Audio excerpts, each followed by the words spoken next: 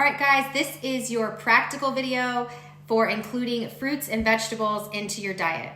So before we talk about this, remember that we are working to get 3 servings of fruits and vegetables a day. So this is 3 servings combined, can be fruit or vegetables.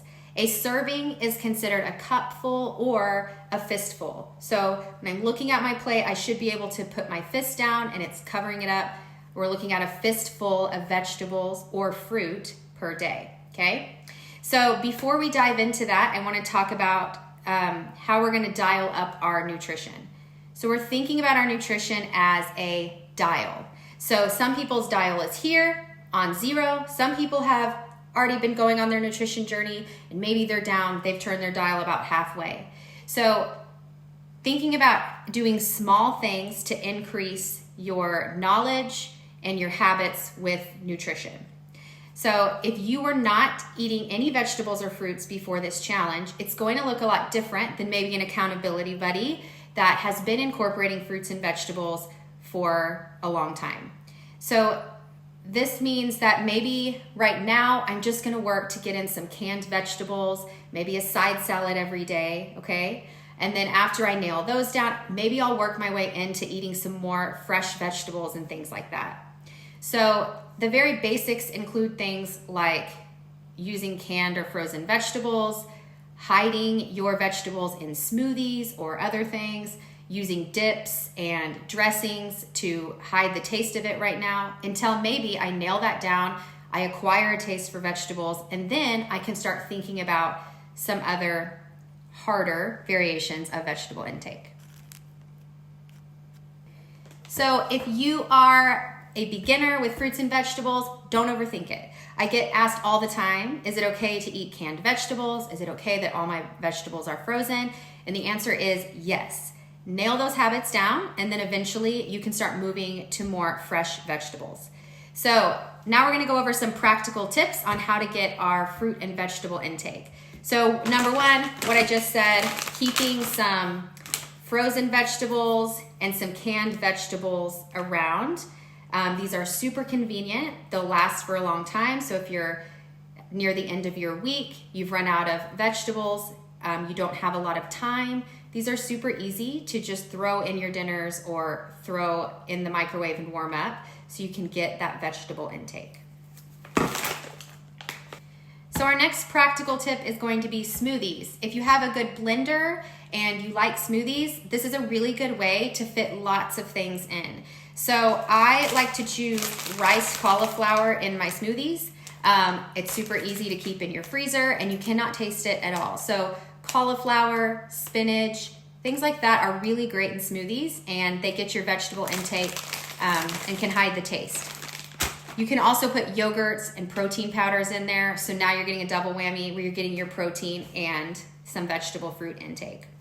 Another reason smoothies can be really great is they can help save money by using using your berries or your fruits that are about to go bad and putting them in your freezer. So this was, if I get berries and they're already going kind of bad, I'll just put them in the freezer and now they're frozen and I can use them in smoothies.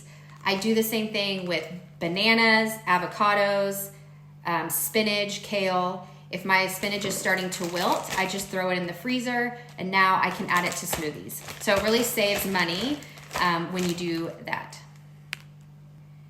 The next practical tip seems pretty easy, just adding a side salad. So if you just add a side salad to your dinner every night, that's adding a serving of vegetables, and it is super easy to just add to your meal. So we like these chopped salads. There's all kinds of different salad mixes that you can buy at the store. So we enjoy these. I always tell people, eat your salad before you eat your meal. That's gonna keep you from overeating your meal, and you're gonna get your full vegetable intake before you even start on your meal. So side salad, super simple to add, and just eat it first. So going along those same lines as the salads, a lot of them come with dressings, and people will always ask me if it's okay to eat the dressing and the sides with it. So my answer is yes, especially if you are just now starting to eat vegetables and just now incorporating this into your diet. You want it to be something that you enjoy eating. So I go ahead and just think about this, look at the nutrition facts and portion them. And that goes along to the dial where maybe I do put a lot of dressing on it now, but I can slowly start turning that dial where I'm not using as much of the dressing, but I'm still getting in that vegetable intake. So I want you guys to choose dressings that you like, but I wanted to show you guys, these are the kind of dressings, these yogurt-based dressings here. They have all different flavors and there are some different brands, but you want to look for yogurt-based dressings when you're looking at dressings. So this one, I went ahead and compared. This is the classic ranch. That's Greek yogurt-based.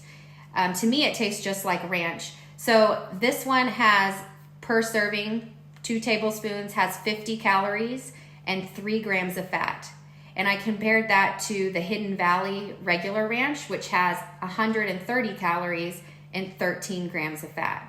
So the same serving of this compared to the regular ranch has about 3 times the amount of calories and about 4 times the amount of fat. So if you go to the store, you can look for these dressings here. These are going to save you a lot of calories and they're really good. So the next practical tip is being realistic with your prepping and preparing. So it's really easy when you start doing a challenge like this to start looking at recipes online and finding really fun things. Be realistic with this. If you don't have the time to make these really delicious vegetable dishes, then don't plan them. Just keep it really simple. It's okay to eat the same vegetables all the time. It's okay to rely on that stuff that you really like. And then as you get going, as you start moving through this, you can pick times that you're not so busy or days that you're not so busy to try something new. One of the things that is really helpful is prepping and preparing things in advance so they're easy to grab. So this doesn't have to be super crazy. This is just really simple stuff. So I typically just have 1 fruit and 1 vegetable prepared all the time. And this takes me just a few minutes. So I always have something like this, strawberries, that's easy to grab, super easy to add to my plate and my kids' plates in the mornings. And even just this, I take the carrots out of the bag, I put them in a big Ziploc bag, and I put even my hummus or like my little dips right next to it. So just having them visible in your fridge and easy to grab is going to encourage you to eat those things. This doesn't have to be a full day thing. This is like sometimes after we eat dinner, if I'm cleaning up the kitchen, I'll just chop up some strawberries and that way they're ready to go for the next few days. So don't overthink the prepping and preparing. Just make things convenient and visible and you're more likely to grab them and add them to your plates. So another great thing about having these prepared is you can make little snack plates. So that would be another practical tip on how to get your fruits and vegetables. So fancy people call them charcuterie boards. Just call it a snack plate. I'm a snack plate person. So if I want something sweet, if I want something salty, I usually pair it with something like this. So if I want crackers, I'll get some Triscuits, I'll get some hummus, I'll put some carrots on my plate, I'll put some strawberries on my plate, and now I've made myself a really good snack, and it's limiting those calorie-dense foods, and it's encouraging me to eat these nutrient-dense foods. So just pairing, if you're wanting something salty, if you're wanting something sweet, just pairing it with something like this and eating the nutrient-dense foods first is going to save you a lot of calories. So the bottom line when it comes to fruit and vegetable intake is, in order for it to stick, it has to be something that you like. So think about these things that are going to help you get those fruits and vegetables in. It has to be something you like. If you don't enjoy it, if you're forcing yourself to do it, then it's not going to become a habit. So try different ways to cook things. Do air fryers, some sheet pan meals are easy. Try steamed vegetables, add different seasonings, try different dips. Try those things out and see what you really like and stick to it. It's okay to be doing the same thing every week, and then like we talked about, slowly turning that dial to create more habits and to slowly get better and more comfortable with incorporating these things. So I hope that you found something that was helpful to you. Please ask me any questions, shoot me any messages, and I'll be happy to answer those. Thanks.